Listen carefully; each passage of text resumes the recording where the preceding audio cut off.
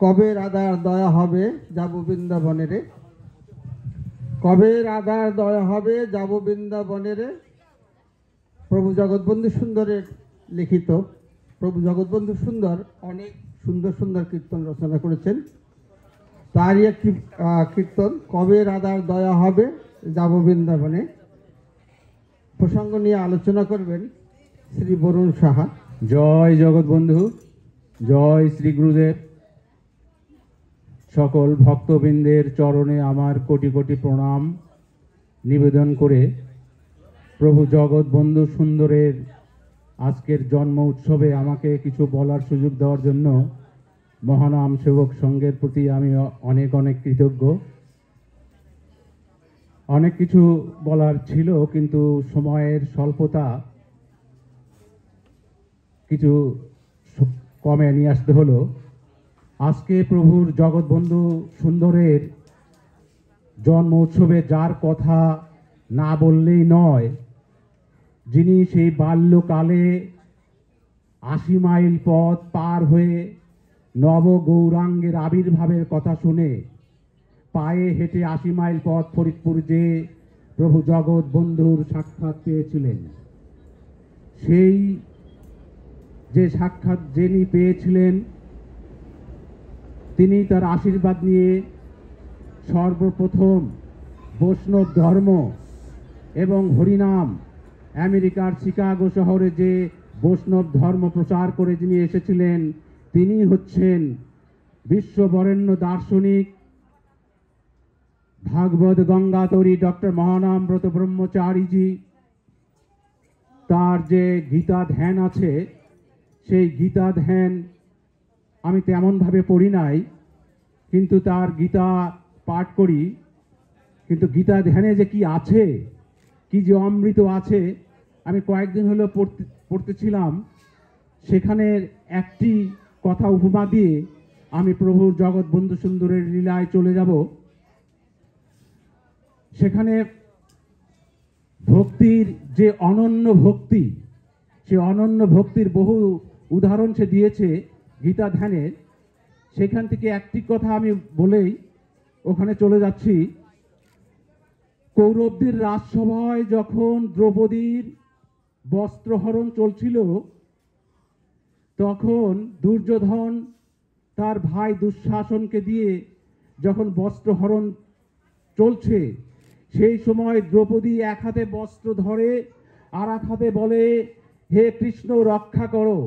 যখন দেখছে যে আমি পারছি না, তখন দেখলো যে এই পাষাণ্ডদের সাথে আমার রক্ষা করার উপায় নাই, তখন সে তার বস্ত্র ছেড়ে দিয়ে দুই হাত তুলে হা গোবিন্দ বলে তখন কৃষ্ণ এসে তার বস্ত্রে ঢুকে তাকে বস্ত্র দেওয়া শুরু করলো। এইভাবে সে অনন্য ভক্তি যখন হয়, তখনই গোবিন্দ দেখা দেয়। তাছাড়া গোবিন্দ কিন্তু সাক্ষাৎ হয় না। সে কিন্তু কৃষ্ণর সখী, কৃষ্ণ তার সখা। এক হাতে কৃষ্ণকে ডাকছে, তারপরেও কৃষ্ণের দেখা পাচ্ছে না। যখন সে দুই হাত তুলে হা গোবিন্দ রক্ষা করো, তখনই কৃষ্ণ এসে তাকে রক্ষা করলেন। তাই সবাইকে বলবো, সবাই একটু দুই হাত তুলে হরিনাম করুন, ভগবান শ্রীকৃষ্ণ জানি এখানে নেমে আসে।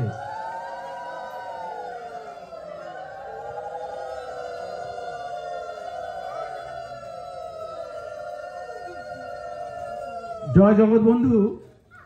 প্রভু যে কি তার একটু পরিচয় দিয়ে আমি কবে রাধার দয়া হবে যাব বৃন্দাবন রে সেখানে যাব। প্রভু এক সময় কলকাতায় রামবাগানে অবস্থান করছেন। তার পাশে পরম ভক্তবর অতুল চম্পটি মহাশয় বসে আছেন। এই সময় একজন বিদেশ ফেরা ভক্ত প্রভুর সঙ্গে দেখা করতে এসে প্রভুকে দেখে সে মূর্ছা যায়। প্রভুর এমন কিছু দেখেছে, মূর্ছা যে গেছে আর তার জ্ঞান ফিরতেছে না। তখন অতুল চম্পটি মহাশয় বলছে, প্রভু সে তো আর ওঠে না, সে যে মূর্ছা গেছে আর তো ওঠে না, তাহলে কি ডাক্তার ডাকবো? তখন প্রভু অনেকক্ষণ চিন্তা করে বলল, যদি ভালো মনে করেন ডাকেন। তখন অতুল চম্পটি মহাশয় কলকাতার শ্যামবাজারের মোড়ে যেয়ে হোমিওপ্যাথি এক ডাক্তার শ্যামাপদ, তাকে ডেকে নিয়ে আসলেন। তিনি নিয়ে এসে আনার পরে সে ব্যাগ খুলে চোখ বন্ধ করে একটা ওষুধ বের করে রোগীর মুখে দিলেন। রোগী ভালো হয়ে গেল।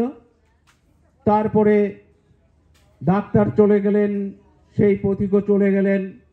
পরে অতুল চম্পটি মহাশয় প্রভুকে বলছে, আচ্ছা প্রভু, আচ্ছা প্রভু, ডাক্তার সাহেব চোখ বন্ধ করে ওষুধ দিলে কেন?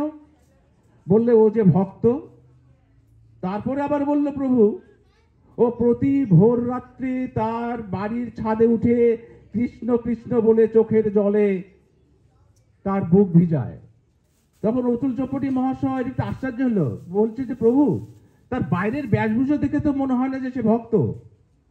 অতুল চম্পটি মহাশয় কিউরিসিটি থেকে সে পরের দিন সেই ডাক্তারবাবুর সঙ্গে ডাক্তারের চেম্বারে গেলেন জানার জন্য। তখন অতুল চম্পটি মহাশয় যাওয়ার সঙ্গে সঙ্গেই সেই ডাক্তারবাবু বললে, কই আর তো আসলেন না? তখন বলল যে রুগী ভালো হয়ে গেছে, তাই আর আসে নাই। তো ডাক্তারবাবু, আপনাকে দুটো প্রশ্ন করব। বলুন। আচ্ছা, আপনি চোখ বন্ধ করে ওষুধ দিলেন কেন? যেখানে স্বয়ং প্রভু দণ্ডায়মান, সেখানে আমি কিভাবে চোখ খুলে ওষুধ দেই? আপনারা ডেকেছেন তাই দেওয়ার একটা দিলাম, যাতে আমার কর্তৃত্ব না থাকে, এই জন্যই চোখ বন্ধ করে। তখন অতুল চম্পটি মহাশয় খুব সন্তুষ্ট। তারপরে বলল, আচ্ছা, আপনি কি প্রতি ভোর রাত্রে আপনার বাড়ির ছাদে উঠে কৃষ্ণ কৃষ্ণ বলে চোখের জলে বুক ভিজান? তখন বলল যে আপনাকে এই কথা কে বলছে? প্রভু বলেছে। তখন তার গায়ের মধ্যে একটু কম্পন দেখা দিচ্ছে, চোখ দিয়ে জল ঝরছে, রুমাল দিয়ে যখন চুপ মুছতেছে। এই সময় অতুল চম্পটি মহাশয় তার ভক্তের লক্ষণ দেখে হরিবোল হরিবোল করে বের হয়ে চলে আসে।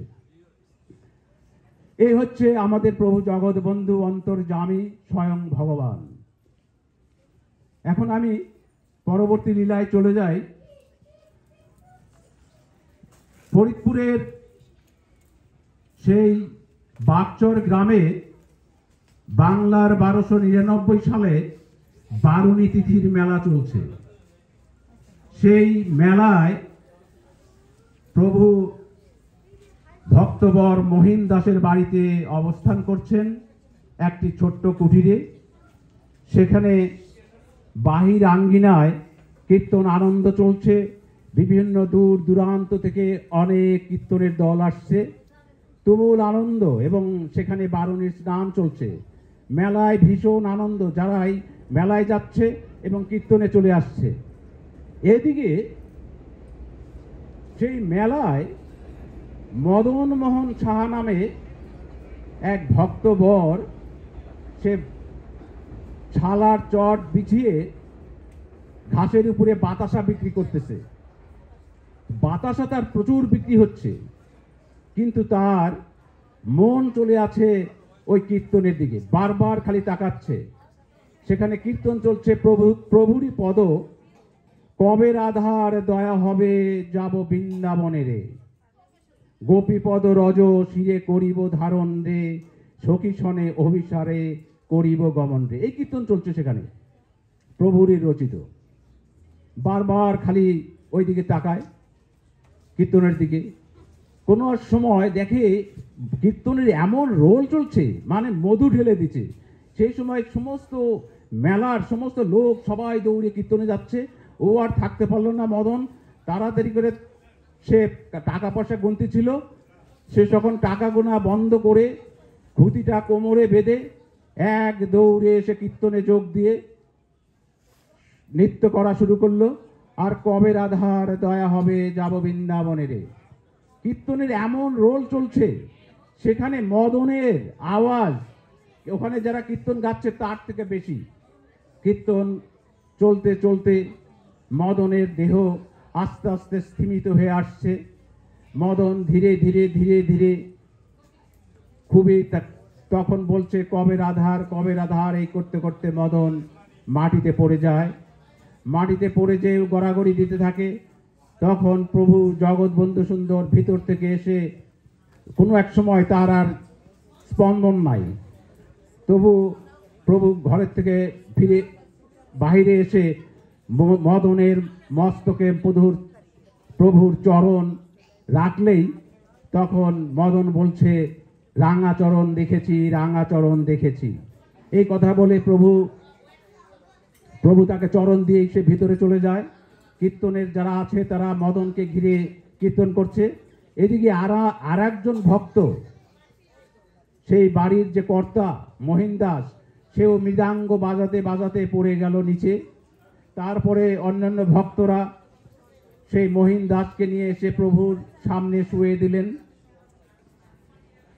দিলে প্রভু আস্তে আস্তে তাকে বাতাস করছেন। তারপরে মহিন দাসের যখন চেতনা ফিরে আসে, তখন প্রভু জগৎবন্ধুকে দিকে তাকায়, দেখে যে প্রভু তার হাত দিয়ে বাতাস করছে মহিমকে।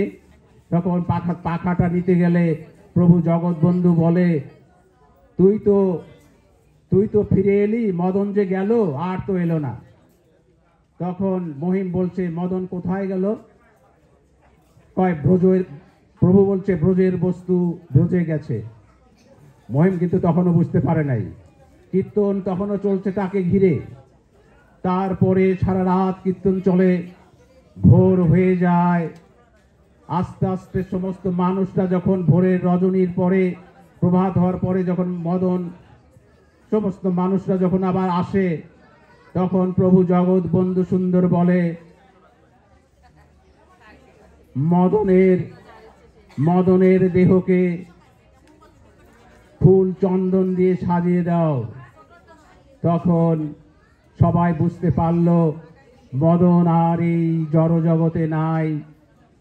বিভিন্ন লোক আসছে আর বলছে, মদনের কি কপাল, দেখো স্বয়ং রাধারানীর হাত ধরে প্রভুর চরণ তলে সে বৈকুণ্ঠে গমন। এইভাবে বলছে, সমস্ত মানুষ ফিরে আসছে।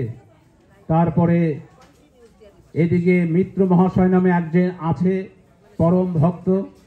প্রভু জগৎবন্ধু তাকে জ্যাঠামশাই করে বলেন। সেই মিত্র মহাশয় এসে বলে, আরে মদনের কি ভাগ্য। এই কথা বলার সঙ্গে সঙ্গে প্রভু ভিতর থেকে শুনতে পাচ্ছে, বলছে যে, জ্যাঠা তুমি কি বললে? কয়, না, এই মদনের ভাগ্যের কথা বলছি। স্বয়ং রাধারানীর হাত ধরে ওকে কুঞ্জে নিয়ে চলে গেলেন। তখন প্রভু বলছে, ভাগ্য কি জ্যাঠা, ও তো রাধারানীর ঘরের লোক। তারপর কিছুক্ষণ চুপ করে থেকে বলল যে, তোমরাও তাই, তুমি বোঝো না। তা আপনারা সবাই রাধারানীর ঘরের লোক, কিন্তু আমরা কেউই বুঝি না। প্রভু আরো একদিন ভক্ত সমাগমে প্রভু কতগুলি ভক্তদেরকে উপদেশ বাণী দিচ্ছে যে সব সময় রাধা গোবিন্দের দিকে তাকায় থাকবে, রাধারানীর কথা চিন্তা করবে। কেউ যদি তোমার পাশে এসে বাজে কথা বলে, তখন তুমি সেখান থেকে উঠে সরে যাবে, নইতে বা তুমি রাধাকৃষ্ণের কথা স্মরণ করে অন্যমনস্ক হবে। এইভাবে সব সময় রাধা গোবিন্দের চিন্তা করবে। চক্ষু কান থাকতে যেন ঠকে যেতে না হয়, বারবার বলছে, চক্ষু কান থাক থেকে যেন ঠকে যেতে না হয়।